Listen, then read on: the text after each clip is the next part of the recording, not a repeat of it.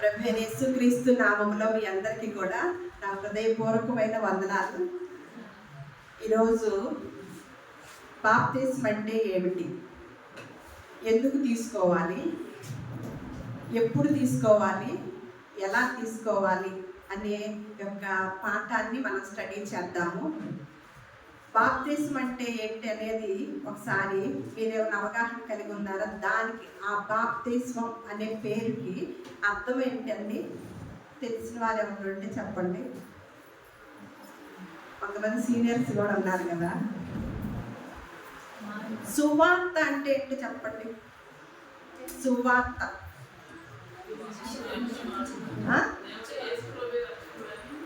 సువార్త అంటే ఏంటి చెప్పండి?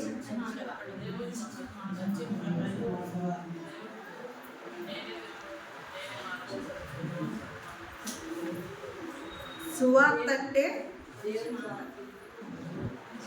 సువార్త బాప్తిస్మం అనేది ఇంచుమించు రెండు దగ్గర అర్థాలు అన్నమాట. సువార్త అంటే జనన మరణ సమాధి, మరణ సమాధి పునరుద్ధానం అన్నమాట. అంటే ఆయన యొక్క జననం, మరణం, అలాగే సమాధి చేసేది, అలాగే పునరుద్ధానం, దీన్నే మనం చెప్పటం, దీన్నే సువార్త అన్నమాట. ఇటువంటి ఇందాక రాజు అన్నాడు కదా, ఇది ఇది ఇది ఇది కలిగి ఉన్నవారు భూలోకంలో ఎవరూ లేరు. అలా జీవించిన వారు, అలాగే మరణించి తిరిగి లేచిన వారు ఎవరైనా ఉన్నారంటే ప్రభువైన యేసుక్రీస్తు వారు అన్నమాట. అలాగే బాప్తిస్మం అంటే మరణించటము, సమాధి చేయటము, తిరిగి లెగవటం కదా. అంటే దాన్ని ఏమంటారంటే పాతి పెట్టటము, సమాధి చేయటము, ముంచటము అని అర్థాలు వస్తాయి అన్నమాట. అంటే ఏమి పాతి పెట్టాలి, ఏమి మరణించాలి, ఏమి ముంచాలి. అందుకనే ఒకసారి నికోదేము అనే భక్తుడు యేసుక్రీస్తు వారి దగ్గరికి వచ్చి అడుగుతారనమాట. యోహాను సువార్త 3వ అధ్యాయము 1-5 వచనాలు చూద్దాము. యోహాను సువార్త. యూదుల అధికారి అయిన నికోదేమును పరిసయ్యుడు ఒకడు ఉండెను. అతడు రాత్రి యందు ఆయన యొద్దకు వచ్చి, బోధకుడా, నీవు దేవుని యొద్ద నుండి వచ్చిన బోధకుడవని మేము ఎరుగుదుము. దేవుడు అతనికి తోడై ఉంటేనే గాని నీవు చేయుచున్న సూచక్రియలను. ఒక నిమిషము, ఇక్కడ ఏమని చూస్తున్నామండి? యూదుల అధికారి అయిన నికోదేమును పరిసయ్యుడు ఒకడు ఉండెను. పరిసయ్యుడు అంటే మీకు తెలుసు కదా, మనం ఇదివరకు చెప్పుకున్నాము. శాస్త్రులు పరిసయ్యుడు అనేవాళ్ళు. ఆయనంట యేసుక్రీస్తు వారిని ఏ టైంలో కలుస్తున్నాడండి? రాత్రి అందు. అంటే పరిసయ్యుడు శాస్త్రులకి, పరిసయ్యులకి శాస్త్రులకి వీళ్ళందరికీ కూడా ధర్మశాస్త్రం అనేది తెలుసు అన్నమాట. దాని గురించి వివరించేవారు గాను, ధర్మశాస్త్రం గురించి తెలిసేవారు గాను ఉంటారు. వారు తనకు తెలుసు కదా ధర్మశాస్త్రము, తనకు తెలిసి కూడా యేసుక్రీస్తు వారి దగ్గరికి వెళితే కొంచెం నామోషిగా ఉంటుందేమో, పగలు అందరు చూసేటట్లుగా వెళితే అని ఈయనేం చేస్తున్నాడు? రాత్రిపూట వెళ్ళి ఒక ప్రశ్న వేస్తున్నాడు అనమాట. ఒకసారి చదవండి. బోధకుడా, నీవు దేవుని యొద్ద నుండి వచ్చిన బోధకుడు అని మేము ఎరుగుదుము. దేవుడు అతనికి తోడై ఉంటేనే గాని నీవు చేయుచున్న సూచక్రియలను ఎవడునూ చేయలేడని ఆయనతో చెప్పాను. అందుకు యేసు అతనితో, ఒకడు క్రొత్తగా జన్మించితేనే కానీ అతడు దేవుని రాజ్యమును చూడలేడని నీతో నిశ్చయముగా చెప్పుచున్నానని. అందుకు నికోదేము, ముసలివాడైన మనుషుడు ఎలాగూ జన్మింపగలడు? రెండవ మారు తల్లి గర్భమందు ప్రవేశించి జన్మింపగలడా అని ఆయన అడుగుగా, యేసు ఇట్లనెను, ఒకడు నీటి మూలముగాను ఆత్మ మూలముగాను జన్మించితేనే గాని దేవుని రాజ్యంలో ప్రవేశింపలేడని నీతో నిశ్చయముగా చెప్పుచున్నాను. అంతవరకు ఇక్కడ ఏమంటున్నాడు? ఎలా ఎలా కుదిరింది అంటే, నికోదేము అడుగుతున్నాడు కదా, ఒకడు కొత్తగా జన్మించితేనే కానీ యేసుక్రీస్తు వారు చెప్తున్నారు అనమాట. అతడు దేవుని రాజ్యమును చూడలేడని అర్థం అనమాట. ఒకడు కొత్తగా జన్మించాలంట అనేసరికి ధర్మశాస్త్రం తెలిసిన నికోదేమే అయినప్పటికీ ఏమంటున్నాడు? ఎట్లా కుదిరింది? ముసలివాడిని కదా నేను, మళ్ళా తల్లి గర్భంలోకి వెళ్ళి మళ్ళా జన్మించడం అంటే సాధ్యమా అని అడుగుతున్నాడు అనమాట.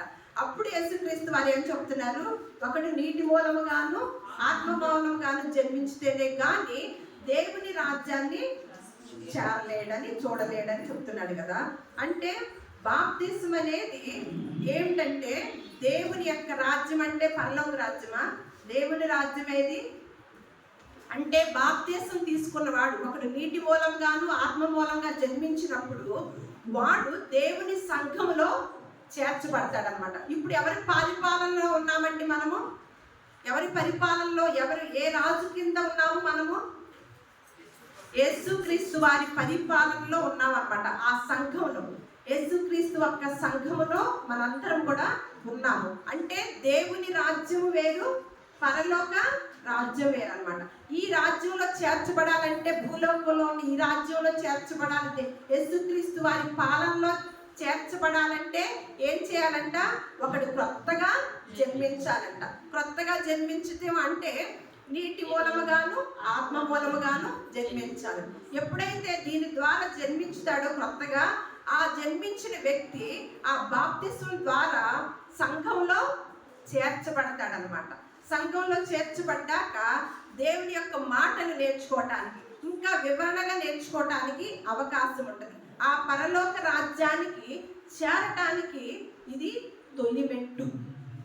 బాప్తిసం అనేది పరలోక రాజ్యం చేరటానికి తొలి మెట్టు అనమాట. అంటే దేవుని రాజ్యంలో మనము సంఘంలో చేరాలంటే బాప్తిసం అనేది మనకి ప్రాముఖ్యతమైనదిగా చూస్తున్నాము. దేవుని రాజ్యంలో చేరతాము. సంఘంలో చేరినప్పుడు ఒక్కొక్క మాటగా, ఒక్కొక్క విషయంగా మనము ఏం చేస్తాము? నెమ్మదిగా దేవుని యొక్క జ్ఞానాన్ని నేర్చుకోవడానికి ప్రయత్నం చేస్తామన్నమాట. మనం ఇందాకే చెప్పుకున్నాం కదా, యాకోబు రాసిన పత్రికలో పైనుండి వచ్చే జ్ఞానం ఎలా ఉంటుందంట? పవిత్రముగాను, మృదువైనదిగాను, సమాధానముగాను, అలాగే చాలా మాటలు విన్నాం కదా, సులువుగాను అని. ఇవన్నీ కూడా అంటే ఈ జ్ఞానము, ఈ పై నుండి వచ్చిన జ్ఞానముని నేర్చుకోవటానికి మనకు ఒక అవకాశం అనమాట, దేవుని సంఘంలో చేర్చబడటానికి. అటువంటి అవకాశాన్ని బాప్తిసం ద్వారా ఇవ్వటం జరుగుతుంది, వస్తం జరుగుతుంది. అంటే తర్వాత అసలు బాప్తిసం ఎందుకు తీసుకోవాలి, అవసరం ఏముంది అన్నప్పుడు మనకి ఎఫెసీయులకు రాసిన పత్రికలో ఒక మాట ఉంటుంది అనమాట. 2వ అధ్యాయము 1వ వచనము. ఎఫెసీయులకు రాసిన పత్రిక 2వ అపరాధముల చేతను పాపముల చేతను మీరు చచ్చిన వారు ఉండగా ఆయన మిమ్మల్ని క్రీస్తుతో కూడా బ్రతికించారు. అంతవరకండి. అంటే మనం బాప్తిసం అనేది ఎందుకు తీసుకోవాలండి? మనం ఎలా ఉన్నామంట? పాపములతోనూ అపరాధములతోనూ చచ్చిన వారముగా ఉన్నామంట. అలాంటి పరిస్థితుల్లో ఎవరిని ఆసరా చేసుకోవాలండి? ప్రభువైన యేసుక్రీస్తుని.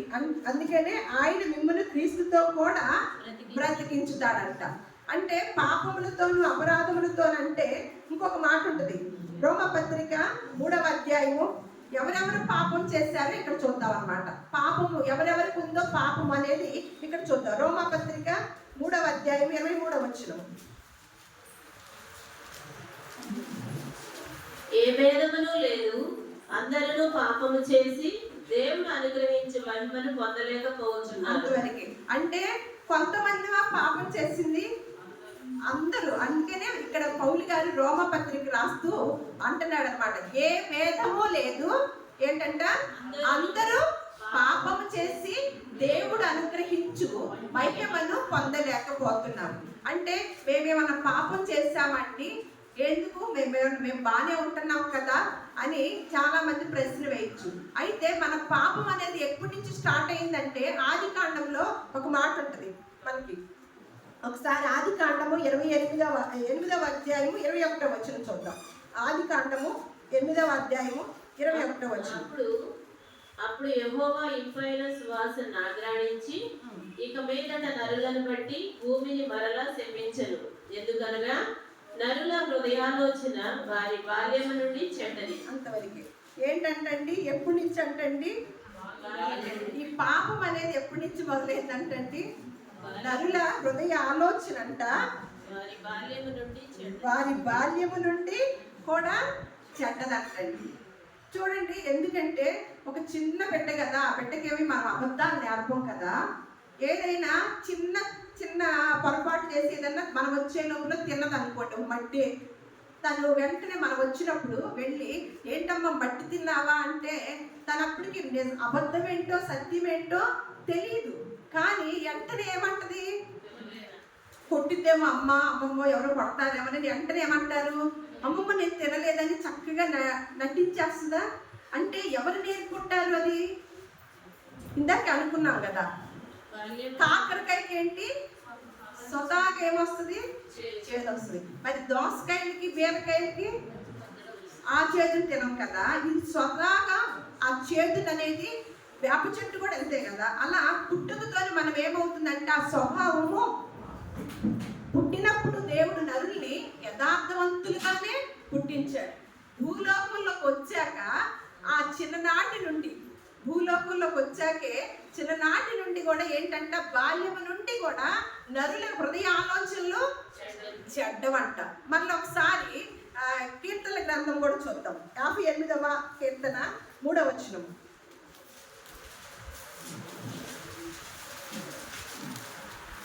తల్లి కడుపున పుట్టినది మొదలుకొని భక్తిహీనులు విపరీత బుద్ధి కలిగి ఉందురు. పుట్టిన తోడనే అబద్ధములాడుచు తప్పిపోదు. అంతవరకు ఇక్కడ కూడా కీర్తనకారుడు ఏమి రాస్తున్నాడండి, దావీదు గారు ఏమంటున్నాడు, తల్లి కడుపున పుట్టినది మొదలుకొని భక్తిహీనులు విపరీత బుద్ధి కలిగి ఉందిరా. అసలు పుట్టిన మొదలుకొనారంట. మనందరం మంచి వాళ్ళం అంటే కాదు కదా. తర్వాత ఏం చేస్తున్నారంట, పుట్టిన తోడనే అబద్ధములాడుచు తప్పిపోతున్నారంట. అందుకని దీన్ని ఎరిగిన వాడే పౌలు గారు రోమాపత్రిక రాస్తూ, అందరూ ఏ భేదము లేదు, అందరూ పాపము చేసి దేవుడు అనుగ్రహించు మహిమను పొందలేకపోతున్నారు. ఈ పాపాలకి ప్రాయశ్చిత్తము కలగాలంటే యేసుక్రీస్తు వారి యొక్క శిలువ మరణం ద్వారానే, ఆయన రక్తం చిందించడం ద్వారానే జరిగిందనమాట. పాప విమోచన జరుగుతుంది. ఎవరైతే ఆయన రక్తంలో పాలుభాగస్తులు అవుతారో, ఆయన శిలువ మరణంలోనూ ఆయన్ని అంగీకరించిన వారు, రక్షకుడిగా అంగీకరించిన వారికి ఆ యొక్క పాప విమోచన అనేది కలుగుతూ ఉంటుంది అనమాట. అందుకు ఇంకో చోట చూద్దాము. రోమాపత్రిక 5వ అధ్యాయం 8వ వచనం చూద్దాం. ఎందుకంటే మనం ఇంకను ఏంటంట ఇక్కడ చూడండి, దేవుడు మన ఎడల తన ప్రేమను వెల్లడిపరుచుచున్నాడు. ఎట్లనగా మనం ఇంకను పాపులమై ఉండగానే క్రీస్తు మన కొరకు చనిపోయాడు. కాబట్టి ఆయన రక్తము వలన ఇప్పుడు నీతిమంతులముగా తీర్చబడి మరింత నిశ్చయముగా ఆయన ద్వారా ఉగ్రత నుండి రక్షింపబడదుము. అంతవరకే అమ్మా. ఏంటంట ఇక్కడ మన ఎడల ఇంకను మనము ఎట్లనగా మనం ఇంకను పాపులమై ఉండగానే క్రీస్తు మన కొరకు చనిపోయి, కాబట్టి ఆయన రక్తం వలన ఇప్పుడు నీతిమంతులముగా తీర్చబడి మరింత నిశ్చయంగా ఆయన ద్వారా ఉగ్రత నుండి రక్షింపబడుదుము అని మళ్ళీ 12వ వచనం చదువుదాం. ఇట్లుండగా ఒక మనుషుల ద్వారా పాపము ద్వారా మరణమును లోకములో ఎలాగూ ప్రవేశించునో అలాగుననే మనుషులందరూ పాపము చేసినందున మరణము అందరికీ సంప్రాప్తమైనట్ట. అంటే ఎవరండి మొదటి మానవుడు ఏం చేశాడు? ఎలా పాపం చేయటం అంటే ఏం పాపము? మాట. దేవుడు ఏ మాట అయితే చెప్పాడో ఆ మాటను ఏం చేశారు? వాటిని నిలబెట్టుకోలేదు, మాట తప్పేశారు అన్నమాట. మాట తప్పగానే ఏమి వచ్చేసి పడింది? పాపం వచ్చింది. పాపం వలన వచ్చి జీతము మరణము. అంటే ఏ మరణము? ఆత్మీయంగా మరణం అన్నమాట. ఈ భౌతికమైన మరణము అది అందరికీ వచ్చింది. కానీ ఈ మరణం, రెండవ మరణం ఏంటంటే యేసుక్రీస్తు వారి రక్తం వలనే ఇక్కడ పైన రాశారు కదా, మనం ఇంకనూ పాపులమై ఉండగానే క్రీస్తు మన కొరకు చనిపోయాడు. కాబట్టి ఆయన రక్తం వలన ఇప్పుడు నీతిమంతులముగా తీర్చబడినాము అని చెప్పి అక్కడ ఉగ్రత నుండి రక్షించబడతాము, ఆ రెండో మరణం నుంచి రక్షించబడతామని ఇక్కడ తెలియజేస్తుంది అనమాట. అలాగే కొంత సాదృశ్యం అంటే అంతకుముందు మనకి యేసుక్రీస్తు వారు వచ్చాకే కదా బాప్తిస్మం అనేది అని మనం అనుకుంటూ ఉంటాం. కానీ అంతకుముందు ఎలా జరిగిందో మనకి కొత్త నిబంధనలో రాసి పెట్టి ఉంచారనమాట. అది ఒకసారి చూద్దాము. పేతురు రాసిన పత్రిక, ముందు కొరింథీయులకు మొదటి పత్రిక తీయండి, 10వ అధ్యాయము 1-2 వచనాలు. మొదటి కొరింథీయులకు రాసిన పత్రిక 10వ అధ్యాయము. సహోదరులారా, ఈ సంగతి మీకు తెలియకుండా నాకు ఇష్టము లేదు. అదేదనగా మన పితరులందరూ మేఘం క్రింద నుండి వారందరూ సముద్రంలో నడిచిపోయేది. అందరూ మోసేని బట్టి మేఘంలోను సముద్రంలోను బాప్తిసం పొందిరి. అంతవరకే. ఇక్కడ ఏమంటున్నారు? దేంతో పొందారంటండి? అప్పుడు మనుషులు మోషే కాలంలో ఇశ్రాయేలు ప్రజలు నడిపించాడు కదా, వారికి ఆ యొక్క విధానం ఎలా ఉంది? యేసుక్రీస్తు వారు రాకముందు ఏం చేశారంట? మేఘములోను సముద్రములోను బాప్తిసం పొందిరి. మళ్ళీ ఇంకో చోటండి, మళ్ళా పేతురు రాసిన పత్రిక చూద్దాము. 3వ అధ్యాయం, మొదటి పేతురు రాసిన పత్రిక 3వ అధ్యాయము 21వ వచనం. దానికి సాదృశ్యమైన బాప్తిసం ఇప్పుడు మిమ్మల్ని రక్షించుచున్నది. అదేనగా శరీర మాలిన్యము తీసివేయడం కాదు కానీ యేసుక్రీస్తు పునరుత్థాన మూలముగా. ఇక్కడ మైక్ లో ఉన్నవాళ్ళు చదువుతారు ఒకసారి. దానికి సాదృశ్యమైన బాప్తిస్మము ఇప్పుడు మిమ్మల్ని రక్షించుచున్నది. అదేదనగా శరీర మాల్యము తీసివేయుట కాదు గాని యేసుక్రీస్తు పునరుత్థాన మూలముగా దేవుని విషయము నిర్మలమైన మనస్సాక్షినిచ్చు ప్రత్యుత్తరమే. ఆయన పరలోకములకు వెళ్ళి దూతల మీదను అధికారుల మీదను. అంతవరకు ఇక్కడ ఏంటంటే, అనగా 8 మంది నీటి ద్వారా రక్షణ పొందిరని చెప్పి దానికి సాదృశ్యమైన బాప్తిసము ఇప్పుడు మిమ్మును రక్షించుచున్నది. అంటే అప్పుడు నోవాహు కాలంలో ఒక రకమైన బాప్తిసం చూస్తాం. ఏంటి? దేని ద్వారా అండి? అప్పుడు కూడా నీటి ద్వారా. జల ప్రళయంలో మరి చాలా మంది పాపాత్ములందరూ కొట్టుకుపోయారు కదా, కానీ ఒక కుటుంబము రక్షించబడింది నీటి ద్వారా. దానికి సాదృశ్యమైన బాప్తిసము ఇప్పుడు మిమ్మును రక్షించుచున్నది. అదేదనగా శరీర మాలిన్యము తీసివేయటం కాదు కానీ యేసుక్రీస్తు పునరుత్థాన మూలంగా దేవుని విషయము నిర్మలమైన మనస్సాక్షినిచ్చు ప్రత్యుత్తరమే. అంటే మనం నీటిలో మునిగేది శరీర మాలిన్యం తీసుకువేసుకోవటానికి కాదు కానీ ఏంటంట? పునరుత్థాన మూలముగా దేవుని విషయము నిర్మలమైన మనస్సాక్షి కలిగి ఉన్నారు. బాప్తిసం అంటే ఎంత ప్రత్యేకత తెలుసండి. ఎలా కలిగి ఉండాలంట? దానికి సాదృశ్యమైన బాప్తిసం ద్వారా ఇప్పుడు మనం రక్షించబడుతున్నామంట. తీసుకున్న మనము ఎలాంటి వారమై ఉండాలంట? శరీర మాలిన్యము కడుక్కోవడానికి కాదు, నదిలో మునగటం వల్ల కాదు, కానీ ఏంటంట? నిర్మలమైన మనస్సాక్షి కలిగిన వారై ఉండాలంట బాప్తిసం తీసుకున్న వారు. అది ఎంతవరకు మనము కొనసాగించుకుంటున్నాం? తీసుకున్న వారం నిర్మలమైన మనస్సాక్షి కలిగి ఉంటున్నామా? ఎంత వివరంగా రాసిపెట్టి ఉంచారో చూడండి. యేసుక్రీస్తు పునరుత్థాన మూలముగా దేవుని విషయము నిర్మలమైన మనస్సాక్షి నిచ్చు ప్రత్యుత్తరమే. దానికి సమాధానం ఏంటంట? నిర్మలమైన మనస్సాక్షి కలిగిన వారమై ఉండాలంట. మరి కొన్ని మార్లు అందుకనే మనకి ఏం చేస్తారంటే, మనకు సమాధి చేయటం ఎందుకు అర్థం వచ్చిందంటే, సమాధి చేసినప్పుడు ఒక చెయ్యి ఒక ఏళ్ళు పక్కకు వచ్చిందా? మొత్తం కప్పేస్తారా? మొత్తం కప్పేస్తారు కదా.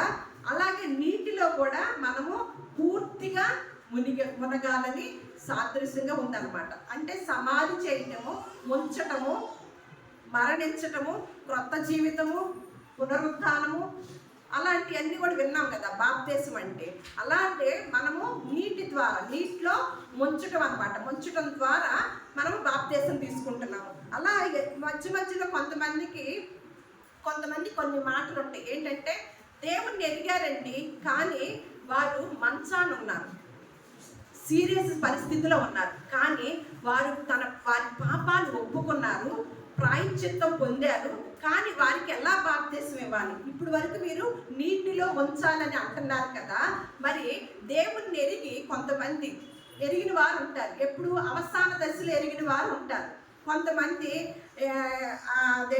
ఇన్స్టెంట్గా ఎరిగిన వారు ఉంటారు, అప్పటికప్పుడే వారి యొక్క బాగోనప్పుడు ఎరిగిన వారు ఉంటారు కదా.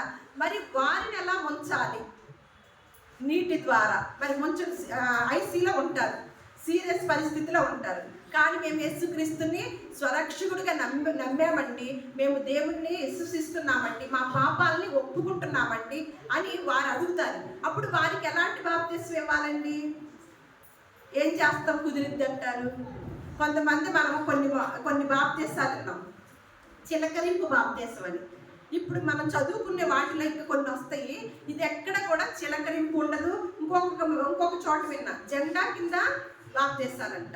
ఇలా రకరకాల బాప్తిసాలు, అంటే బైబిల్ ఒక్కటే, దేవుడు ఒక్కడే, విశ్వాసం ఒక్కటే, బాప్తిసం కూడా రాయిచ్చింది కూడా ఒక్కటే. కానీ ఈ డినామినేషన్లో వచ్చేసి రకరకాల విధానాలు అన్నమాట. పెళ్లికి బాప్తిసం ఇస్తారు, అలాగే చిన్నపిల్లలకు చిలకరింపు బాప్తిసం ఇస్తారు, ఇంకొకసారి ఇంకొక రకంగా ఇస్తూ ఉంటారు. ఇలాంటివన్నీ కూడా కుదరదు. ఇక్కడ మనం లేఖనాలు చదువుతూ ఉన్నాం, కొన్ని చూపిస్తున్నాం. ఎందుకు ఇన్ని లేఖనాలు చూపించాల్సి వస్తుందంటే అసలు బాప్తిసం అనేది ఎట్లా తీసుకోవాలి, దాని ద్వారా ఏంటిని వదులుకోవాలి, ఎలా వదులుకున్న వారికి బాప్తిసం ఇవ్వటం అనేది ఏంటి అనేది మనం తెలుసుకుంటున్నాం అన్నమాట. అలాంటి వారికి ఎలా ఇవ్వాలండి? కొన్ని ఉదాహరణలు, మనకి కొన్ని మినహాయింపులు ఉంటాయి అన్నమాట. అంతేగాని తీసుకెళ్ళి చిలకరించాల్సిన అవసరత లేదు. ఆ బాప్తిసం అనేది మనకి ఇక్కడ రాసిలేదు. అలాంటి సందర్భాల్లో కూడా మనము అప్పటికప్పుడు దేవుణ్ణి నమ్మిన వ్యక్తిని చూస్తాం. నీవు నాతో కూడా పరదేశంలో ఉంటావు. ఎవరైనా మన దొంగకు ఆ రోజు బాప్తిసం నీటి ద్వారా ఇచ్చారా యేసుక్రీస్తు వారు? కానీ ఏం చేశాడు? ఒకసారి లూకా సువార్త చూద్దాం. అంటే దేవుడు కొన్ని, అంటే అప్పటికప్పుడు అనారోగ్య పరిస్థితుల్లో ఉన్న వారికే ఈ మినహాయింపు అన్నమాట. అంతేగాని చాలా సంవత్సరాలు తెలుసుకొని జాప్యం చేసే వారికి కాదు. చాలా సంవత్సరాలు దేవుని గురించి తెలుసుకొని వారి పాపాలు ఒప్పుకోకుండా దేవుని సంఘంలో బిడ్డగా గుర్తింపు లేకుండా ఆ యొక్క విధానంగా ఉండి వారు మరణించితే కనుక వారు నిత్య రాజ్యానికి మాత్రము చేరరు. అకస్మాత్తుగా ఇక్కడ దొంగ అయితే ఎలాగైతే దొంగ ఉన్నాడో చూద్దాం. లూకా సువార్త తీసారా 23వ అధ్యాయము.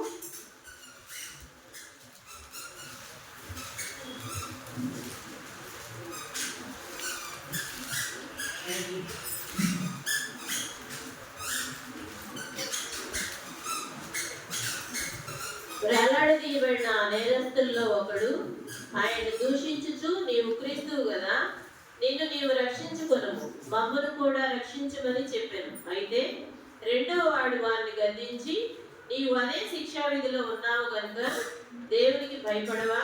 మనకైతే ఇది న్యాయమే, మనము చేసిన వాటికి తగిన ఫలము పొందుచున్నాము గాని ఈయన ఏ తప్పిదమును చేయలేదని చెప్పి ఆయన చూచి, యేసు, నీవు నీ రాజ్యంలోనికి వచ్చినప్పుడు నన్ను జ్ఞాపకము చేసుకొనువలెను. అందుకు ఆయన వానితో, నేడు నీవు నాతో కూడా పరదేశంలో ఉందువని నిశ్చయముగా నీతో చెప్పుచున్నానని. అంతవరకు ఇక్కడ ఏం చేశారు? నీటి మూలంగా పొందుకున్నాడండి దొంగ బాప్తిసం. ఎలా పొందుకున్నాడు? ఇందాక మనం చదివాం కదా, ఒకడు నీటి మూలముగాను ఆత్మ మూలముగాను జన్మించితేనే కానీ దేవుని రాజ్యాన్ని చూడరు అని మనం యేసుక్రీస్తు వారు చెప్పిన మాట విన్నాం. ఇక్కడ దేని మూలంగా ఆయన రక్షించబడ్డాడు? నీటి మూలముగా రక్షించబడాల. ఇక్కడ దొంగ ఆత్మ మూలముగా రక్షించబడ్డాడు. ఒకవేళ మనం బాప్తిసం తీసుకోవటం అంటే ఏంటనేది ఒకసారి చూద్దాం. మత్తయి సువార్త 3వ అధ్యాయము 5వ వచనం.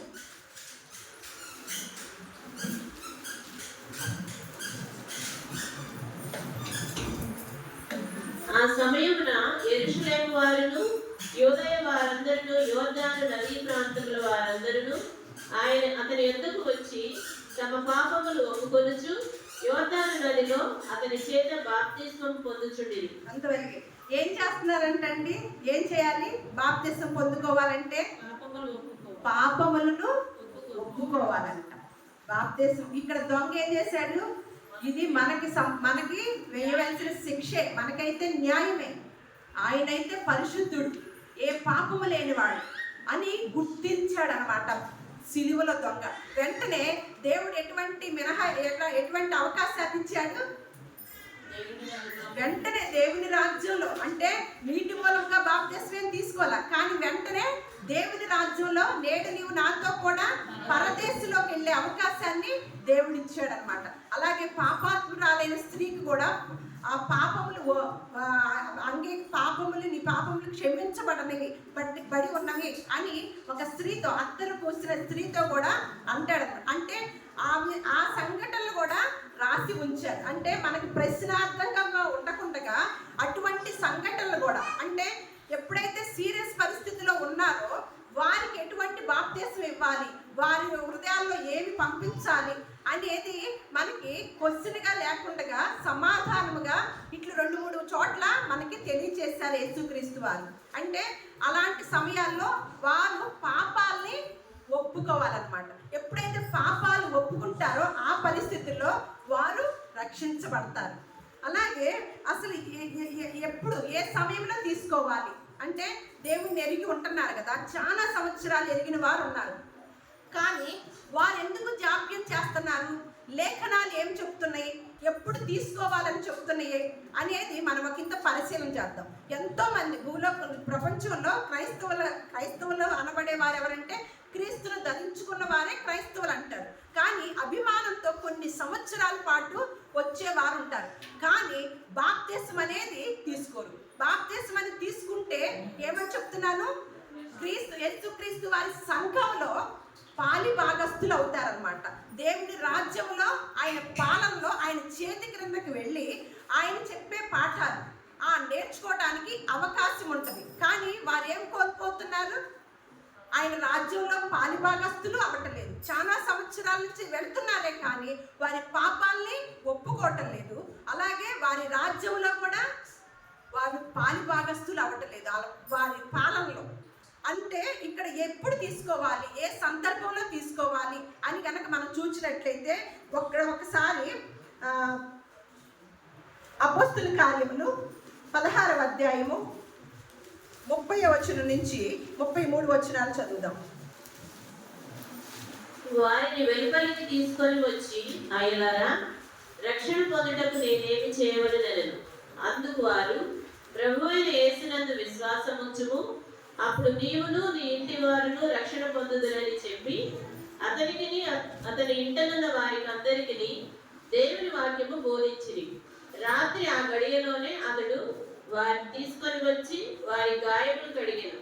వెంటనే అతడును అతని ఇంటి వారందరూ బాప్తిస్మము పొందారు. అంతవరకు ఏం చేశారండి? ఎప్పుడండి? ఒక 10 సంవత్సరాలు ఆగారా? ఒక 4 సంవత్సరాలు ఆగారా? ఆ జైలులో జరిగిన అద్భుతము ఎవరు చూశారు? ఆ జైలు అధికారి అయిన వారు చూశారనమాట.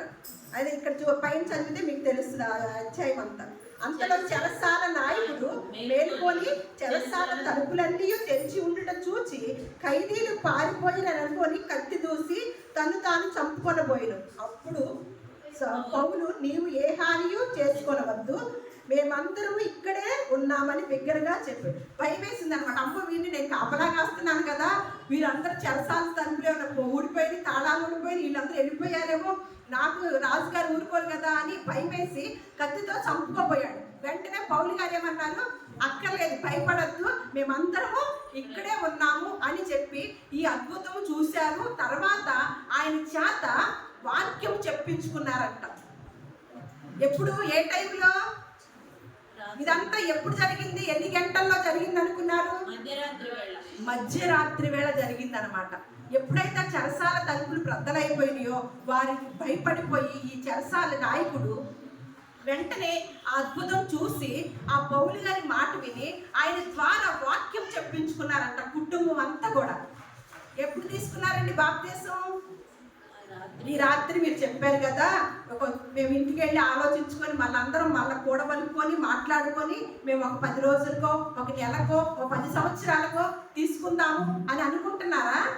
ఇక్కడ లేఖనాల్లో ఏం రాసింది చూడండి.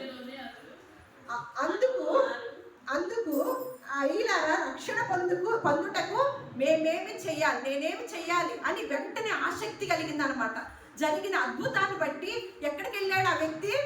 రక్షణ అనే దానికి వెళ్ళిపోయాడు. అందుకని మేము రక్షణ పొందుకోవాలంటే మేమేం చెయ్యాలి అని అడిగి తెలుసుకున్నప్పుడు ఏమంటున్నాడు? అందుకు వారు, ప్రభువైన యేసునందు విశ్వాసం ఉంచుము, అప్పుడు నీవును నీ ఇంటి వారును రక్షణ పొందుదురని చెప్పి అతనికి అతని ఇంటినున్న వారందరికీ ఏం చేశారంట? దేవుని వాక్యము. ఎన్నిసార్లు వినుంటారు దేవుని వాక్యం? వారంతా ఎన్నిసార్లు విన్నారు? రాత్రి పూట ఒకసారి విన్నారు.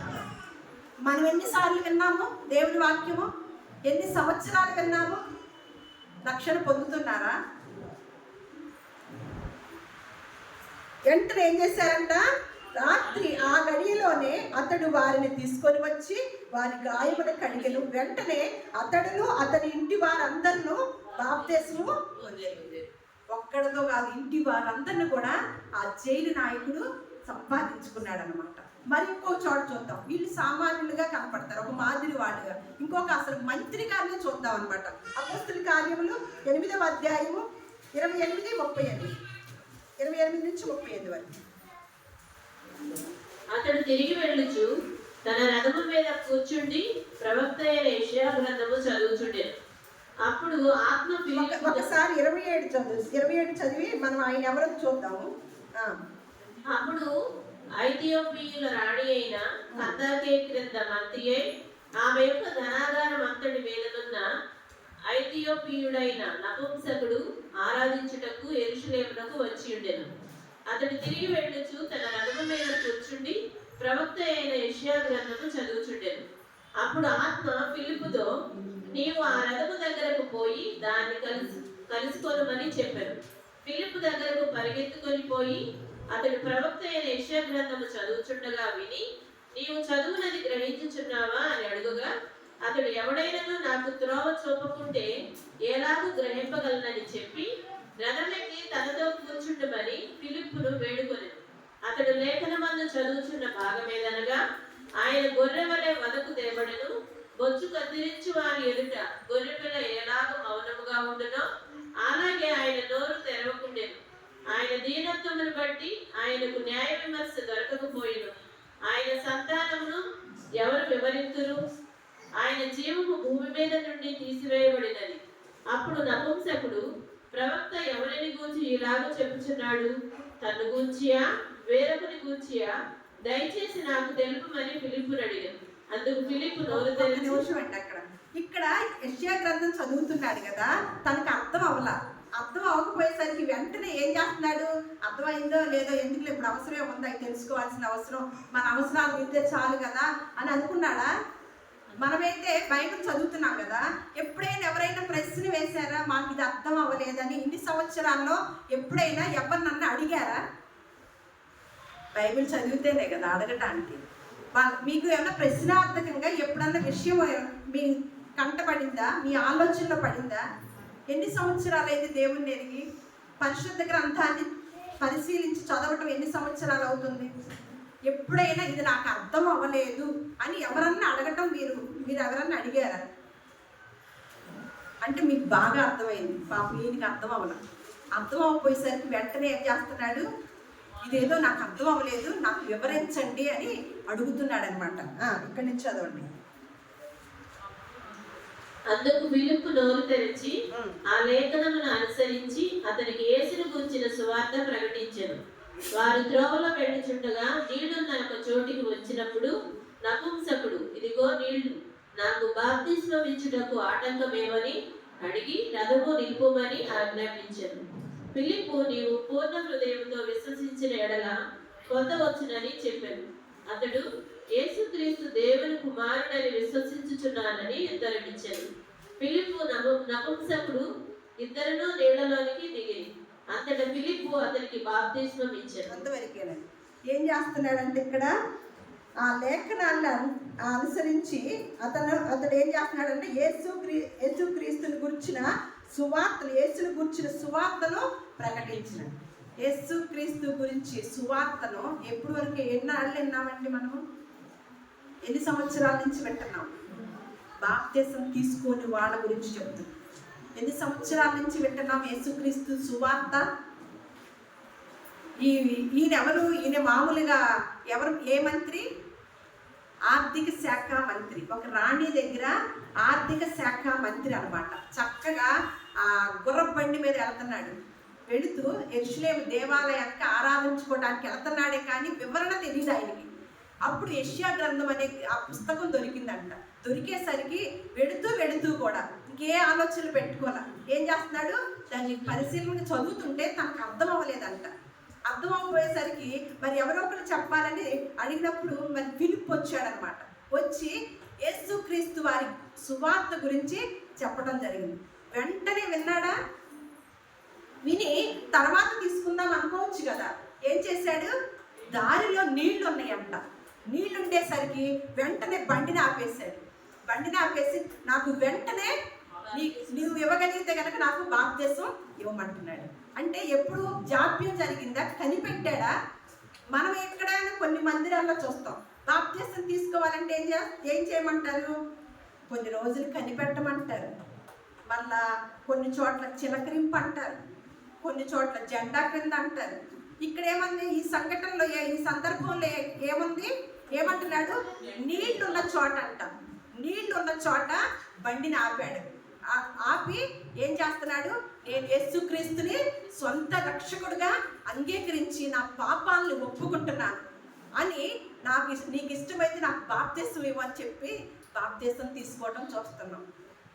అక్కడ జైలులో చూసాం, ఇంటి వారందరూ కూడా, జైలు అధికారి యొక్క ఇంటి వారందరూ కూడా వెంటనే అర్ధరాత్రి పూట ఇక్కడ దారిలోనే తీసుకున్నట్లుగా చూస్తున్నాం అన్నమాట.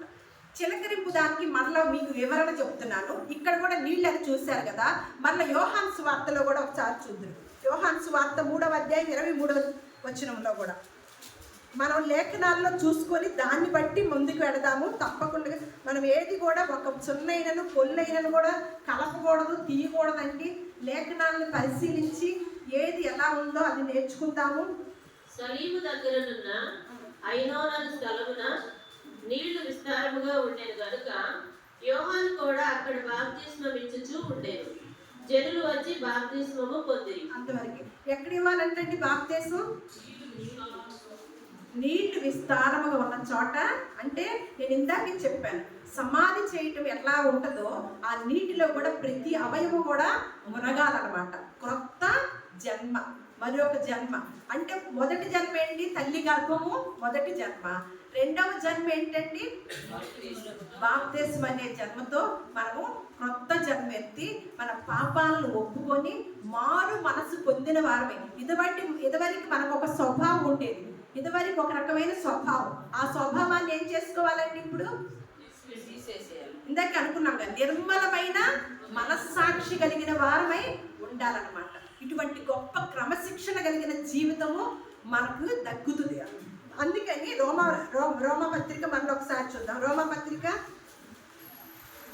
10వ అధ్యాయము కొన్ని వచనాలు రెఫరెన్స్ చెప్తాను, గబగబా మీరు తీసుకొని చూసుకోండి, మనం ముగించుకుందాం. 10వ అధ్యాయము 9వ వచనము. అదేమనగా యేసు ప్రభు అని నీ నోటితో ఒప్పుకొని దేవుడు మృతుల్లో నుండి ఆయన లేపినని నీ హృదయమందు విశ్వసించిన యెడల నీవు రక్షింపబడుదువు. ఏలైనగా అంతవరకేనమ్మా.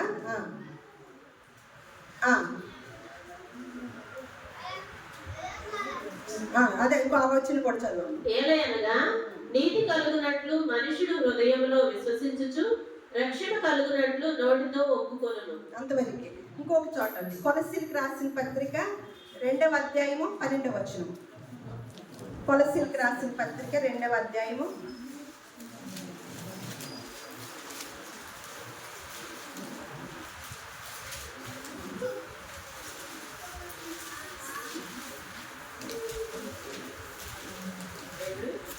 12. మీరు బాప్తిస్మమందు ఆయనతో కూడా పాతి పెట్టబడిన వారై ఆయనను మృతులలో నుండి లేపిన దేవుని ప్రభావమందు విశ్వసించుట ద్వారా ఆయనతో కూడా లేచిన వారు అవుతున్నారంట. ఎప్పుడైతే దేని ద్వారా ఆయనతో లభిస్తామండి, ఆయనతో పాలిభాగస్తులని ఇందాకంటే చెప్తూనే ఉన్నారనమాట. బాప్తిస్మం అనే ద్వారానే యేసుక్రీస్తు వారితో పాటు ఆయన ఎలాగైతే మరణాన్ని గెలిచి తిరిగి లేచి పునరుద్ధానుడయ్యాడో మనము కూడా అటువంటి ఆధిక్యతను దేవుడు మనకు అనుగ్రహిస్తాడనమాట.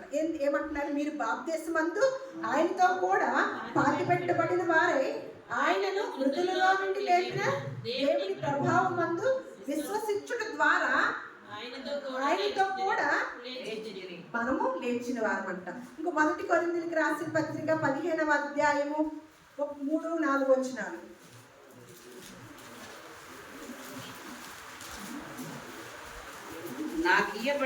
మీరు రక్షణ పొందువారై ఉందురు. నాకు ఇయ్యబడిన ఉపదేశమును మొదట మీకు అప్పగించి తిని, అదేమనగా లేఖనముల ప్రకారము క్రీస్తు మన పాపముల నిమిత్తము మృతి పొందెను, సమాధి చేయబడెను, లేఖనముల ప్రకారము 3వ దినమున లేపబడెను. ఆయన కేఫాకుల తరువాత అంతవరకు ఏంటంట, లేఖనముల ప్రకారము ఏమంటున్నాడు, 3వ దినమున లేపబడెను. నాకు ఇవ్వబడిన ఉపదేశమును మొదట మీకు అప్పగించుతుంది, అదేదనగా లేఖనముల ప్రకారము క్రీస్తు మన పాపముల నిమిత్తము మృతి పొందెను, సమాధి చేయబడెను, లేఖనముల ప్రకారము 3వ దినమున లేపబడెను. అదే విధముగా మనకు కూడా లేఖనాల ప్రకారమే మనకు కూడా అటువంటి అవకాశాన్ని ఇస్తున్నాడు అనమాట. అపొస్తలుల కార్యములు 22వ అధ్యాయము 15 వచనం 16 వచనం. నీవు కన్నవాటిని గూర్చియు విన్నవాటిని గూర్చియు సకల మనుషుల ఎదుట ఆయనకు సాక్షివయ్యుదు గనుక నీవు తడవు చేయుట ఎందుకు? లేచి ఆయన నామమును బట్టి ప్రార్థన చేసి బాప్తిస్మము పొంది నీ పాపములను కడిగి వేసుకొనుమని చెప్పాను. అంతవరకే. అంటే బాప్తిస్మ అనే ప్రక్రియ ఏం జరిగించిద్దంటే మన పాపాలని కడిగి వేసుకునే అవకాశాన్ని ఇస్తుంది. ఇక్కడ ఎవరికి చెప్తున్నారండి ఈ మాట? ఎవరికి చెప్తున్నారు? ఎవరికి చెప్తున్నారు? ప్రశ్నార్థకం. ఎవరెవరికి చెప్తున్నారు? అననీయ అనే ఆయన ఎవరికి చెప్తున్నారు? పౌలు గారికి చెప్తున్నారు. సౌలు అనే పౌలు గారికి చెప్తున్నారు అన్నమాట. ఆయన ఏమంటున్నాడు, ఇక నుంచి నువ్వేం చేయాలంటున్నాడు, ఆయన దివ్యమైన దర్శనాన్ని పొందుకోగానే నీవు కన్నవాటిని గురించి విన్నవాటిని గురించి సకల మనుషులు ఎదుట ఆయనకు సాక్షివై ఉండు గనుక నీవు తడవు చేయుట ఎందుకు? లేచి ఆయన నామమును బట్టి ప్రార్థన చేసి బాప్తిస్మం పొంది నీ పాపములను కడిగి వేసుకోము అని చెప్తున్నారు అనమాట. అప్పుడు ఈ పాపములు కడిగి వేసుకుంటే మనకి ఏమొచ్చిందంట? ఒకసారి అపొస్తలుల కార్యము 2వ అధ్యాయము 28వ వచనం 38వ వచనం. అపొస్తలుల కార్యములు 2వ అధ్యాయము.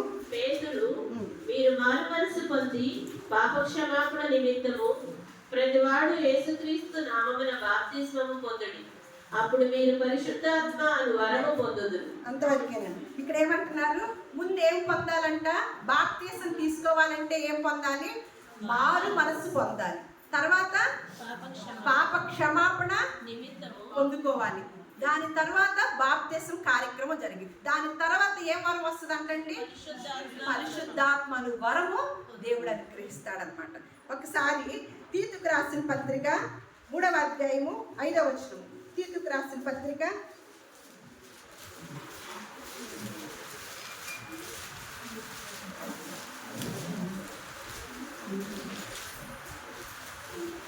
3వ అధ్యాయము 5వ వచనం.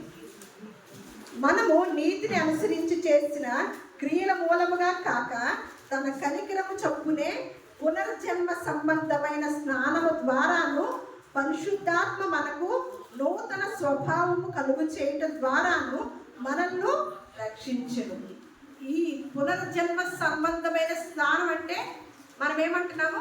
మరి యొక్క జన్మ ఎత్తటం అనమాట. బాప్తిస్మం తీసుకోవడం అంటేనే నూతన జన్మ పొందటం అనమాట, కొత్త జన్మ ఎత్తటం అనమాట. ఆ జన్మ ద్వారా ఏం జరిగింది?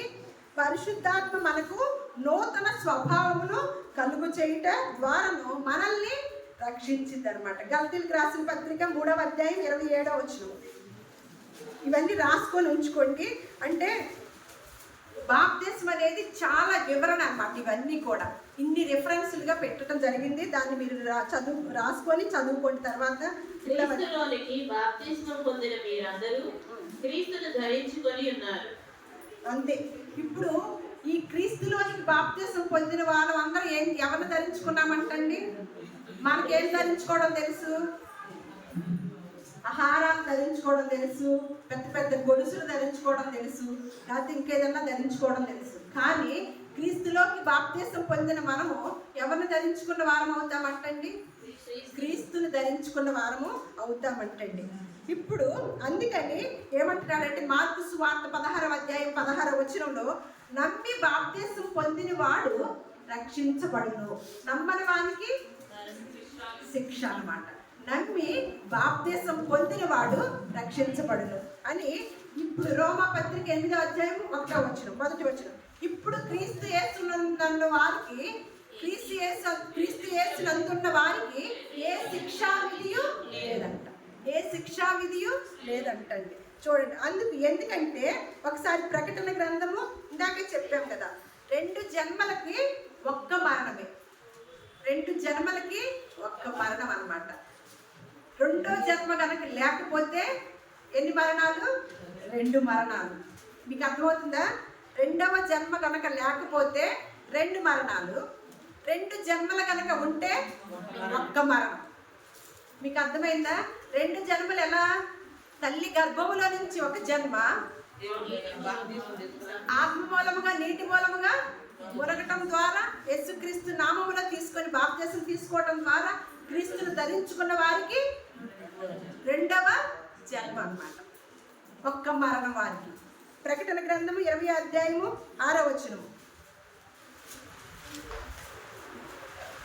అప్పుడు గొప్ప జనసమూహము శబ్దములు విస్తారమైన జనముల శబ్దములు బలమైన ఉరుగుల శబ్దములు పోలిన ఒక స్వరము, సర్వాధికారియు ప్రభువునగు మన దేవుడు ఏలుచున్నాడు, ఆయనను స్తుతించుడి. గొర్రెపిల్ల వివాహోత్సవ 20వ అధ్యాయము 26వ వచనం. ఈ మొదటి పునరుత్థానములో పాలుగలవారు ధన్యులని పరిశుద్ధులై ఉందురు.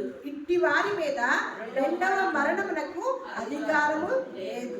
వీరు దేవునికి క్రీస్తుకున్న యాజకులై క్రీస్తుతో కూడా 1000 సంవత్సరములు రాజ్యము చేయుదురు.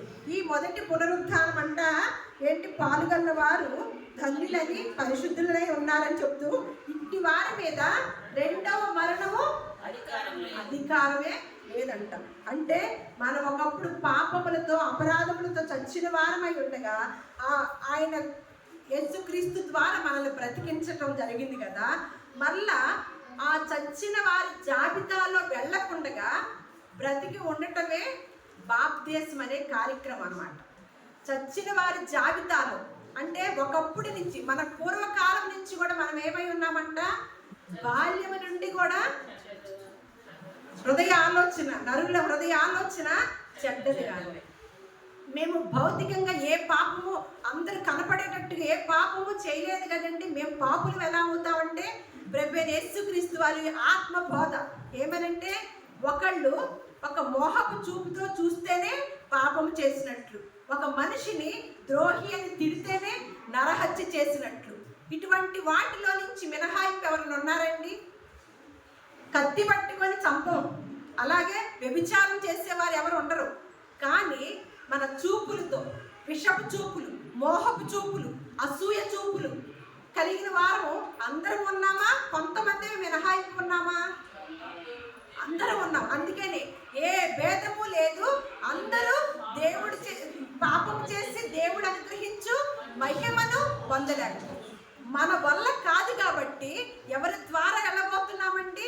అందుకని నేనే సత్యమును మార్గమును జీవమునై ఉన్నాను, నా ద్వారానే తండ్రి వద్దకి రాబడతారు అని యేసుక్రీస్తు వారు చెప్పిన మాట ప్రకారము ఒకడు క్రొత్తగా జన్మించితేనే కానీ దేవుని రాజ్యాన్ని చూడలేరు, ఆ రాజ్యంలో పాలిభాగస్తులు అవ్వలేరు అని ఖండితంగా ఆజ్ఞగా ఎన్నో లేఖనాలు మనకి పరిశుద్ధ గ్రంథంలో రాయించి ఉంచారండి.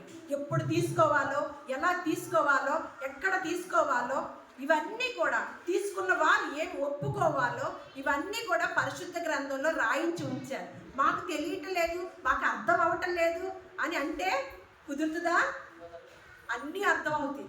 ఇది అర్థమవుతా? అన్నీ అర్థమవుతాయా? పిల్లలకు కూడా అర్థమవుతున్నాయి. మరి మనకెందుకు అర్థమవుదు?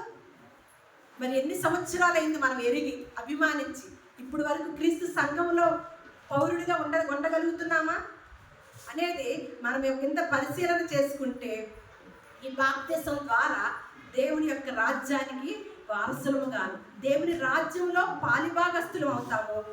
మనం పరలోక రాజ్యానికి వెళ్ళటానికి ఒక అవకాశం అన్నమాట, ఒక మార్గం. మళ్ళా దీన్ని అంతం వరకు కూడా రక్షించుకున్న వాడే పరలోక రాజ్యంలో చేరతాం అన్నమాట. ఈ మాటలన్నీ మన హృదయాల్లో ఫలింపచేయుగాక. దేవుడు మిమ్మల్ని అందరినీ కూడా ఆశీర్వదించును గాక.